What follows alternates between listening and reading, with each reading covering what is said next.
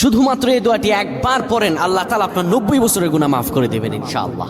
আপনার 90 বছরের গুনাহ মাফ হয়ে যাবে শুধুমাত্র এই দোয়াটি যদি একবার পড়তে পারেন। আপনার ভাগ্য খুলে যাবে, রিজিকে বরকত আসবে, মনের ন্যাক আশা পূরণ হবে, আল্লাহ আপনার সব দোয়া কবুল করে দিবেন। সুবহানাল্লাহি ওয়া বিহামদি। এত ফজিলত, এই দোয়াটা আপনারা শেয়ার করে দিবেন। এই যুবকেরা, আমল না করেও সওয়াব পাবা। তোমার একটি শেয়ারে, একটা বাটনে প্রেস করে তুমি সওয়াব পেয়ে যাবা। কারণ তুমি আমল না করো, অন্য কেউ যদি তোমার শেয়ারের বদৌলতে আমল করে, সওয়াব তুমি পেয়ে যাবা। নবীজির হাদিস।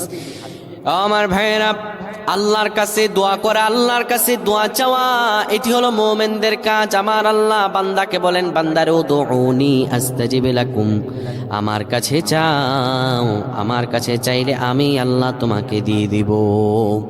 কেউ যদি একবারে দোয়াটি পড়তে পারে, দোয়াটি হলো রব্বি ইন্নী যালামতু নাফসি ফাগফিরলি। কেউ যদি এই দোয়াটা একবার পড়তে পারে, আমার আল্লাহ তাআলা তার 90